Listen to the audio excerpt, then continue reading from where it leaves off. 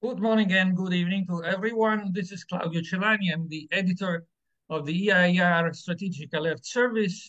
And with me today is Pino Arlacchi, who is an internationally renowned figure as he has been Deputy Secretary General of the United Nations in charge for international narcotics and crime. He is a professor of sociology at the University of Sassari in Italy, and he has been a member of the national parliament as well as of the European Parliament. So, Pino, good morning. Uh, Morning. happy to happy to have you with us.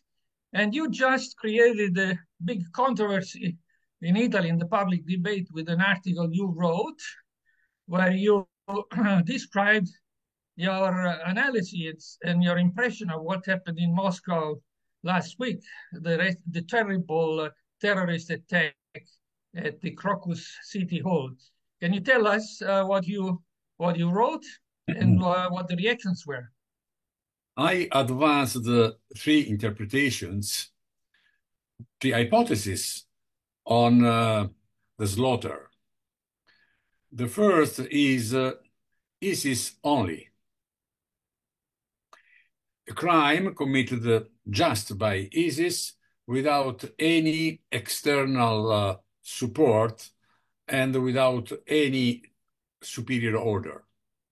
Second, a crime committed by Ukrainian secret service who recruited Islamic terrorists, ISIS or whatever, to show that Putin and his government are not able to guarantee the security of the Russian population, and also his security services, his law enforcement system is not able to control the situation and prevent terrorist act like this. The third one that raised all the criticism, but also a lot of consensus. I would say that we are 80% consensus, 20% criticism, but the criticism was done in major Italian newspapers, so made much more room. The third hypothesis is a CIA, Ukrainian Secret Service, and then Islamic terrorists as executors, as killer of the slaughter at the Crocus. For me, these are three hypotheses. I don't know the truth, but the reaction was very strong on the third hypothesis, saying that I had no evidence on this. My answer is first. Second criticism is that the Americans, CIA and so on, warned FSB, the Russian Secret Service, about the possible attempt in Moscow. Not in Moscow. In generally speaking, we don't know exactly the message that arrived to the Russian authorities. But in Italy, my interpretation for somebody was went too far because it was not logical. A commentator wrote, it is like a, a, a thief phone you 2 days before coming into your apartment, warning you that he was going to do that. It's a bit stupid to put the issue in these terms because it is clearly possible that between two security services of two countries that are at war each other, one of them make a wrong or distorted warning to the other services in order to send the other services into the wrong direction or to be considered not credible, and in this case, FSB did just do nothing. This is a way that is very common. It is to build an alibi before a crime. We say precostituire un alibi. which does not occur only in big terrorism cases, but it occurs also in normal crimes. But anyway, it is a matter of fact that this was a big fiasco for FSB, for the Russian Secret Service, because they did not understand the real meaning. They did not prevent the slaughter. And in my opinion, this is extremely serious flaw. The reaction by the Russian public opinion, by the Russian public, was completely different, was the opposite probably of what has been hoped by the perpetrators that I think were there. But there is also second objection was that I had no evidence. But I mean, first of all, there was an interpretation and also a piece of not evidence, but a piece of good information that should have taken into account. There are two big investigations made by New York Times and Washington Post. New York Times last February, Washington Post last October of last year, in which they describe into every possible details how is the situation between the CIA and the Ukrainian Secret Service. But basically, Ukrainian Secret Service, since 10 years, it has been transformed into an extension of the CIA. They built a new headquarters, they control the recruitment, they control operations and so on. Of course, the agents that have been asked say no for things that are very, very sensitive or lethal and so on. We, the CIA, we don't want to participate. We don't want to know nothing about it and so on. This is quite a normal denial by the praxis of secret services all over the world. So, but these two investigations say that there are two divisions inside the Ukrainian secret services devoted to assassination in Russia. They quote 5 or 6 cases, among which the daughter of Dugin, the intellectual, the ideologue very strongly linked to Putin, saying that have been done by these units. So we are talking about hundreds of people devoted to assassinations in the Russian territory. So for them to organize a slaughter into a theater using this kind of extremist, fanatical or not, paying them killers and so on, was not really a big thing.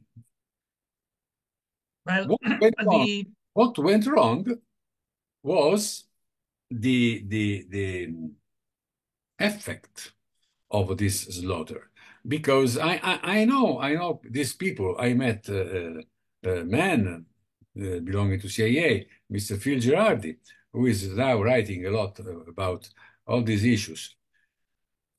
These people have a megalomaniac mentality.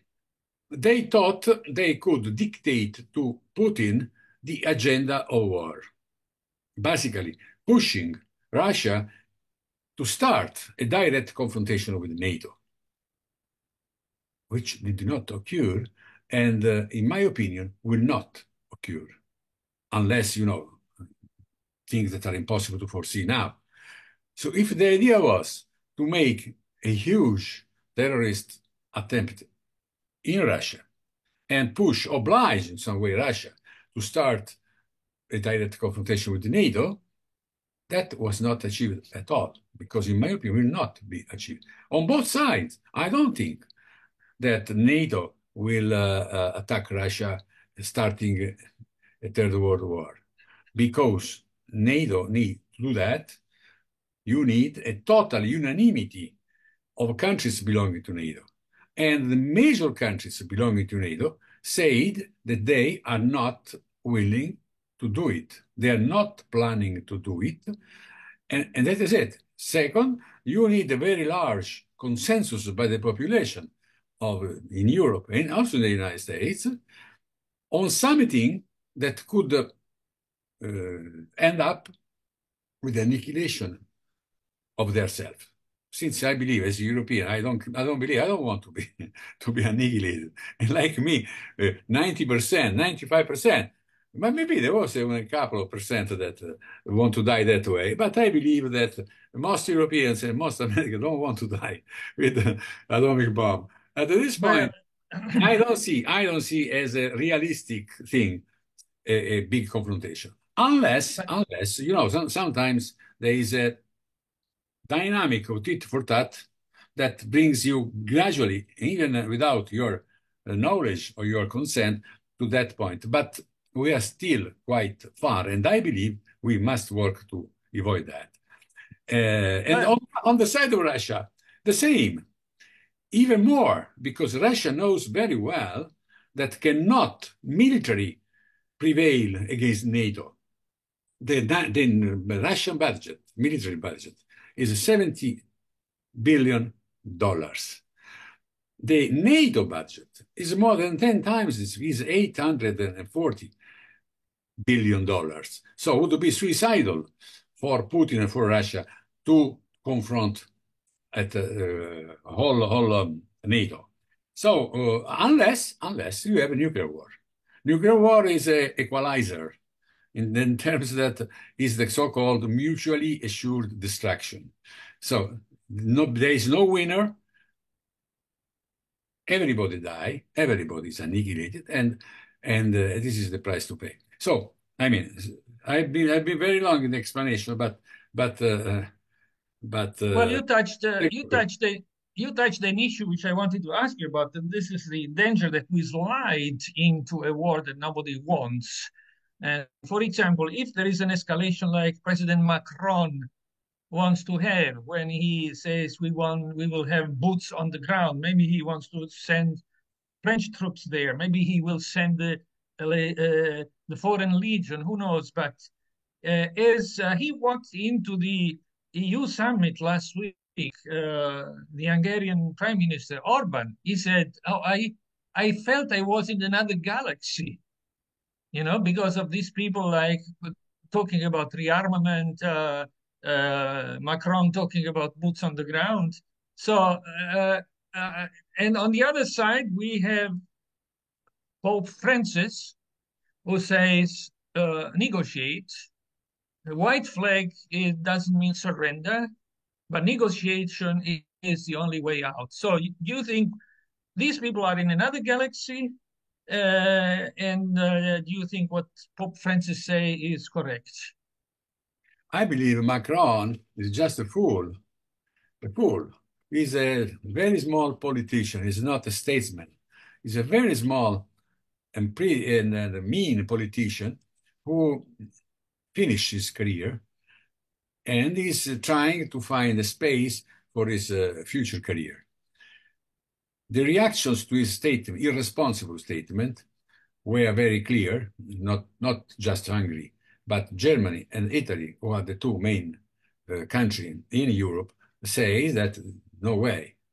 And even the Secretary General of NATO said that there will not be any attack to Russia that way.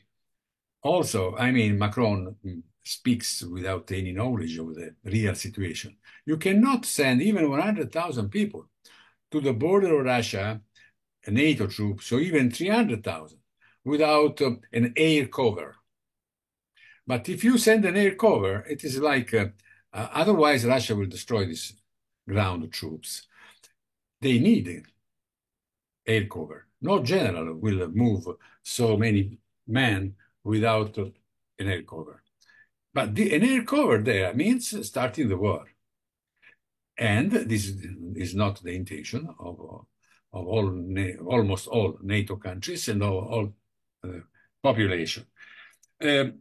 Pope Francis is the most reasonable and the highest authority that we have in this moment in the world.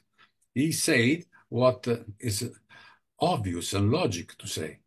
Must be a negotiation. Ukraine should admit that lost the war and try to take advantage of the moment that is going in a bad direction day by day from a Ukrainian point of view. So Ukrainians should be, or the countries that move Ukraine, particularly the United States, if there was no an imminent election, for sure, a United States president would stop the war and start a negotiation, because it's foolish to continue this way, killing so many young people in the battlefield. If we have to wait American elections, we will have another 100 people dead, 100,000 people dead in the battlefield. Why? When it is very clear that Ukraine cannot prevail, lost on every possible ground, and if we wait, there will be big advantage for Russia. For Russia, that if you make a counteroffensive, can take on another 3 oblasts, Odessa included, and then take on control directly almost 40% of Ukraine. Now it's 20%. Russia, if it does a big offensive, can take another 20%. This is not an advantage for European countries, United States, and of course, Ukraine. Well, from Ukraine to Gaza, there is another slaughter going on there, and we call it. We agree with those who call it a genocide. And as a matter of fact, the UN court has accepted the idea that it should be investigated the genocide. And I think yesterday they issued even a warning or an order to Israel to stop the genocide in Gaza. At the same time, a few days ago, we had the UN resolution where, for the first time, the United States, which for the first time the United States did not veto, which tells the Israeli government to implement a ceasefire immediately. Do you think something will happen in this direction now? Yes, but I'm not so optimistic about it. Israel will continue to kill innocent civilians because we have state terrorism. Is yes, a genocidal attempt, but the method they use is so-called state terrorism. State terrorism is 10 times or more cruel and dangerous than private terrorism. I mean, for private terrorism, I mean Islamic fighters, single terrorists, fanatics, and so on. Terrorism is a method of political struggle. It's not a political party, is not a position. Terrorism can be right wing, left wing, can be whatever. But it is a method. We have a private terrorism that is the only one that is taken into consideration at the international level.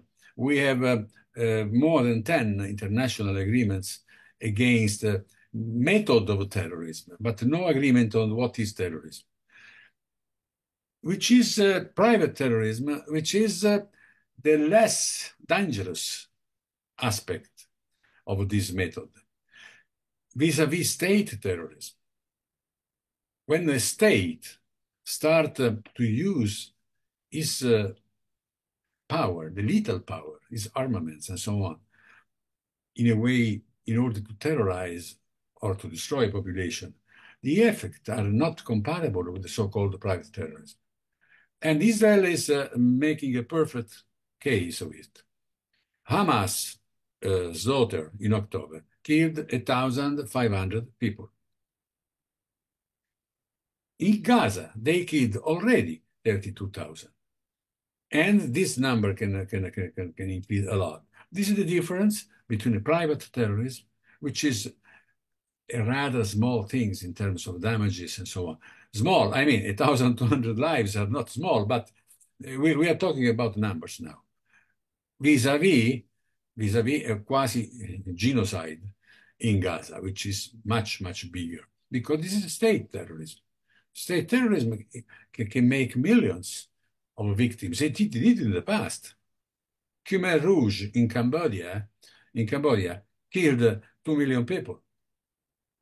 And all I can quote many other episodes of fanatical regimes that use terrorism as a way to subjugate a population. Israel is moving exactly in that direction. This can be, if they continue even for a while, can be a reason of a clash with the United States. But what is really shameful here, not is for me, I'm an European and an Italian, is the almost complete silence of the European Union. From time to time, Borrell says something like Gutierrez and so on against it, but they don't act. They say, but they don't act, even if they have all the instruments to act.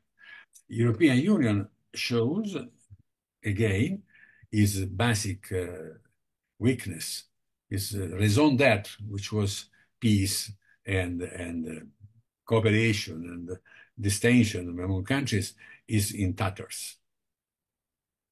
I forgot to mention that you are running as a candidate for the European elections with a new slate created by the well-known journalist Michele Santoro. Will you bring this issue upfront in the election debate? Yes, of course, of course. This is what is for me is a lifelong commitment. It started with justice against a criminal power like the mafia in the south of Italy, and extended with the time, logically, to international justice, fight for peace and international justice, which is almost the same thing. And European Parliament is a proper place where to fight this battle, which is not a minority battle, is a big majority battle. Most 80%, 90% of world public opinion is against war, and particularly these two wars that are occurring in our region, Gaza and Ukraine. But in the long term, I'm not pessimist. I believe that the real European mission, that was the mission of the origin of the EU, can be revived, can have still a meaning in a reformed European Union. Now, in this moment, EU is at its lowest point in its history. Is silent or is accomplished? It says making a complicity with the international act of genocide and war. Can you say more about the slate? About? About the slate, la lista in cui partecipi. Ah, the list for me is like a tailored dress because it says exactly what I think and what I say and write since 20 years. So it is an obvious outcome for me. I'm not particularly interested. I'm not craving to go again into the European Parliament. But for me, it is more a sacrifice than a reward. But I cannot subtract. I cannot look the other way in a moment that is extremely difficult for the EU and for the world peace. So for me, this lista, this coalition that we are building for the European election is an instrument of peace that I hope will be shared by as many people as possible. Last year, Pino, after many years, you came back to Afghanistan. Thanks to an event which the Schiller Institute organized together with the Afghan diaspora for the reconstruction of Afghanistan. What country did you find Afghanistan? A very different country. I followed Afghanistan. I'm following Afghanistan since 25 years. I was there the first time in 1997, and I continue to follow. I was there back again in 2010 when I was a member of the European Parliament, and I was a rapporteur for the European strategy on Afghanistan, which has been approved by the Parliament afterwards. So I came back last October thanks to the invitation by the Schiller Institute. I was back there after 14 years. The country, after the American withdrew, improved a lot. But it is an improvement on extremely low level of resources. The Taliban brought security to the country. Afghanistan is not a platform anymore for international terrorism. Was not even in the past. That was a big exaggeration. The Taliban never been a terrorist movement. They never did any single attempt abroad, outside Afghanistan. But there was a lot of terrorism. Al-Qaeda, the two biggest terrorist families, Al-Qaeda and ISIS, were there. Al-Qaeda has been destroyed, ISIS almost. So they control the country and they gave security to the country. That is a huge improvement. They also did this, now they survive thanks to taxation, which is really a new thing in Afghanistan. The state of Afghanistan almost never survived because of taxation. They established a taxation. There was also a embryonic taxation before, but corruption was so widespread that no money arrived to the central state. All the agents for tax collection were keeping the money for themselves. So now there is no corruption. So they have a couple of billion euros coming into central state, through which they guarantee a very minimal, basic level of state services. Then you have a small international support, mainly by the United States. That can be paradoxical, but the United States is the only country who is substantially supporting them, spending more than $1 billion every year through the United Nations, particularly to the World Food Program, in order to support the state programs against hunger, poverty, and development projects. The other countries do not support financially Afghanistan almost at all. The EU spends a couple of $100 million. China is investing in Afghanistan, but more on industry, mining, and other sectors, but not in direct humanitarian help. And this picture means that almost 40 million people survives in a very extremely bad situation. We have almost half of the population that suffers from a survival point of view. It means as a lack of basic services, starting with the food. The other issue, which from the Afghanistan point of view is a smaller issue, but for us is big, is narcotic, opium production. Afghanistan is the source of 97% of heroin used in Europe and in Russia. When the Americans withdrew and the Taliban came back to power, they abolished it. They prohibited the cultivation of opium poppy last year, and now they are doing it for the second year. It means that there can be an historical change. Starting this fall of this year, there will be a big lack of raw material, of heroin, all over the streets of Europe and Russia. For us, this is extremely good thing. We have 1 million addicts in the European Union and around 500,000 in Russia. not counting the millions of countries that surround Afghanistan. You have 1 million in Iran, another almost 1 million in Pakistan, and so on. But these are markets that are not really important because economically they're extremely small. The drugs on the street of Tehran cost $2, $1. In the street of any German city cost $30, $40, and all of this all over Europe. So the real markets are this one. The problem is that you have 500,000 peasants that have to survive, not cultivating opium.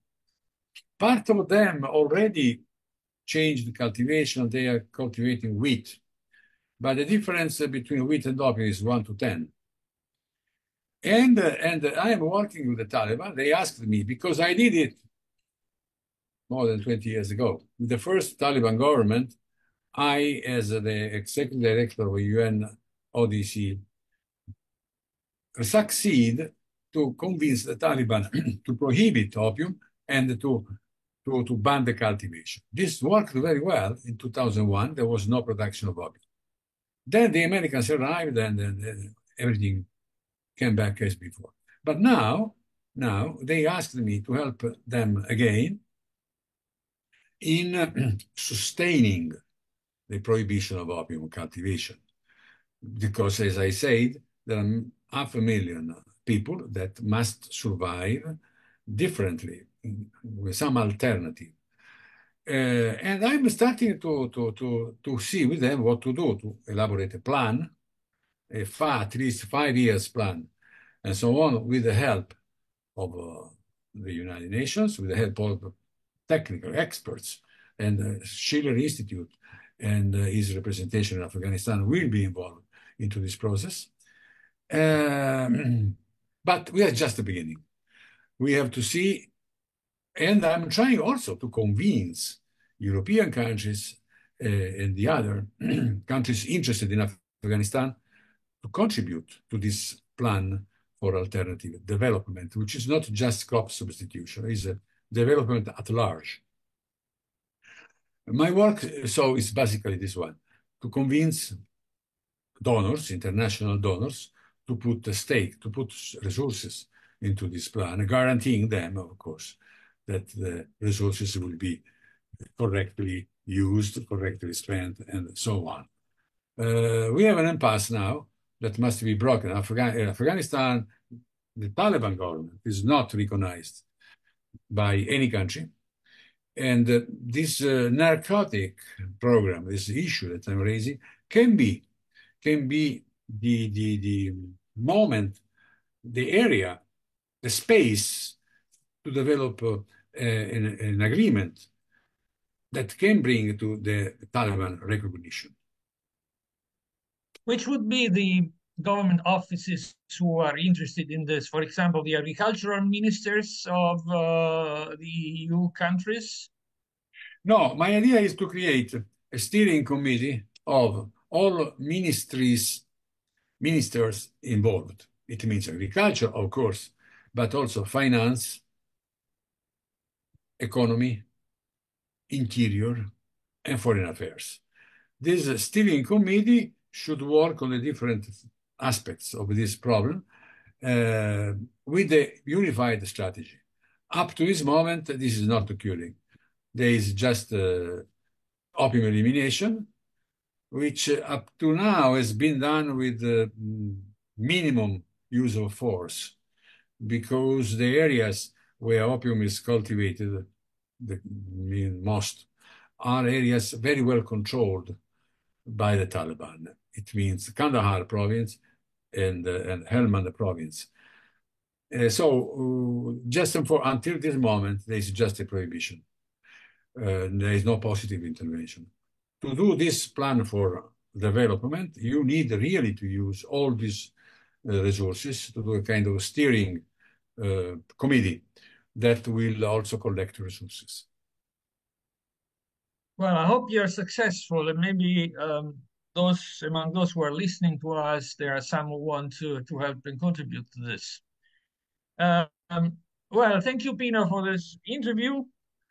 I think you are you have been invited to the meeting of the International Peace Coalition, if I'm not wrong. We will be very happy if you can join it. And with this, then I say hello and to next time. Thank you very much. Hope see you soon. Ciao. Ciao.